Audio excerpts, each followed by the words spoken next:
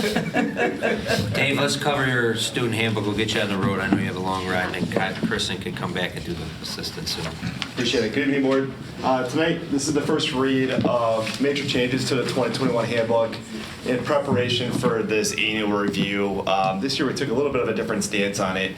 We got quite a bit of data from our staff. We sent the Google survey out with targeted questions pertaining to excessive absences, to getting their feelings on the dress code, to exemptions and things like that. And so the data came back inconclusive, to be honest with you, in some areas. One area that came back, which we'll touch on, is absences and sicknesses and call-ins from parents. So I'm going to touch on that briefly here. The sheet that I gave in the board packet we'll go over briefly. The first one for major changes would be to add some language to our senior final exam exemptions.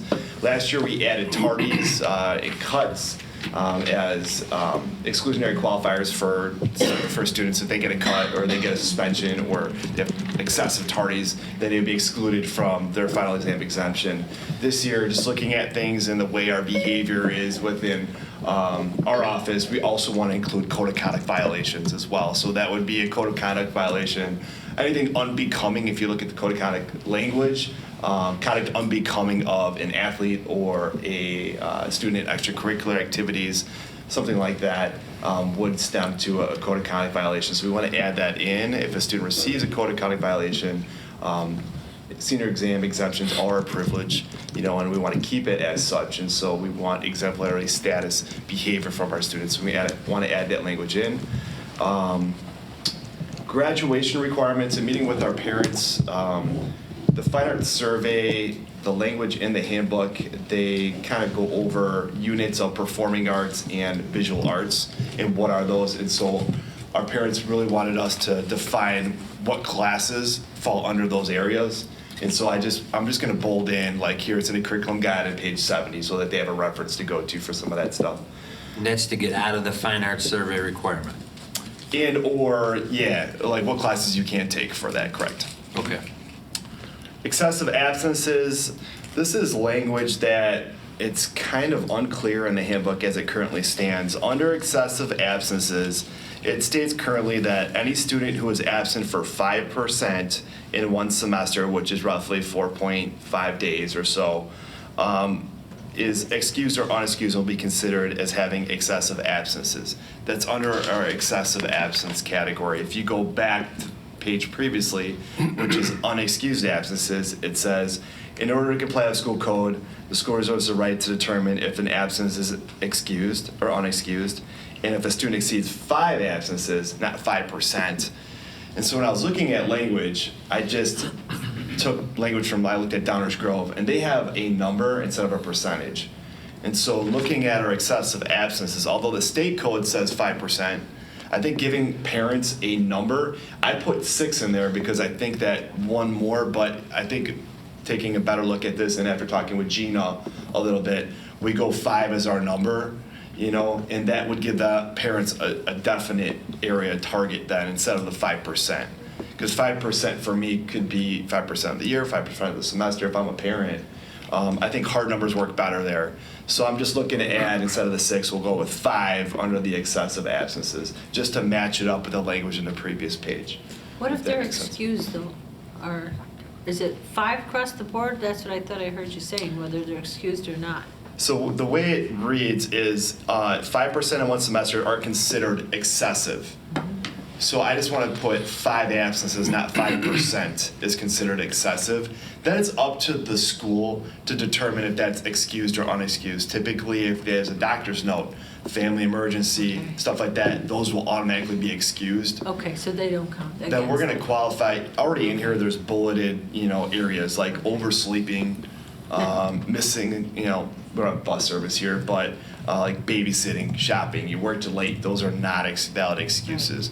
So if you're above the 5 with that, then those would be unexcused. And it gives our teachers like definites for, okay, they're not going to be able to receive credit for the work because they overslept and since there's 6 absence. And that's what our teachers are really looking for too. But if they have valid, college visit, family emergency, what have you, obviously we'll make that excused and they can get credit for their work there. So that's the change there for the language in the excessive absence category. This year we worked hard to get out our See Something, Say Something campaign. We included a QR code on a lot of the posters around the building. We want to put that in the front of our handbook, like the first page we want to put a QR code so that students can go to that very quickly to pull up our concerning report and bullying report as well. So that's a new ad we want to include. The Ashley's Law was a mandate by the state this year to have language regarding the medical marijuana distribution in schools. There's a policy and a board for that already. I don't want to like get crazy with the language in the handbook, and so I don't want to put a big narrative in there. I think at the end of the day, we're going to refer to this as a board policy, refer to the board policy on that. So I included language in here, but I think in hindsight, we're just going to put the board policy, see board policy on that. That's what we've done with other language. And the last thing with the dress code, thank you for the board question. I wholeheartly agree. Let's be positive with the language up front. And so we'll change that a little bit. And so the language that we would have is only religious head coverings, only non-religious head covering may not be worn in the building at any time. So we're being more proactive saying, you know, not the other way that I had it. Religious head coverings may be the only thing worn. I don't know if I'm articulating that correctly right now, but If Kylie, look at it one last time. yeah, we'll look at it. So what we're trying to do, obviously, if there's religious exceptions, Have the English teacher look at it one last time. we're going to make exceptions for any head coverings due to religious reasons. Dave, this assessment schedule, is that in there? So yeah, I gave you the testing schedule and I highlighted it in yellow. This year, the mandate was for juniors to be tested and not freshmen. We're doing that in March, so that's coming up here. I just wanted to point that out to you that that's a change. And so we'll include this schedule because it's going to be different for our parents as well, so that they're aware of that our juniors are going to be tested in the science assessment, and that's 3 times. So it's quite a bit of time out to be assessed, but that's a state requirement there for that assessment. We need to review this probably a little more with Kylie and Hector, because I know we're pulling together the evaluation team, and so I'm not sure where our status will be with the academic vocabulary. Just if we're going to change some of our data points for our evaluation tool. But Gotcha. that meeting's not till springtime, I think. So that's just flag this that we should touch base before the March 10th meeting. I'm sorry.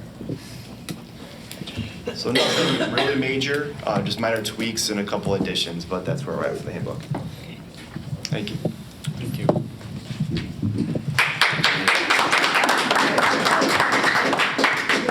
We have a crowd. I like it. I know they're scaring me what they're waiting for.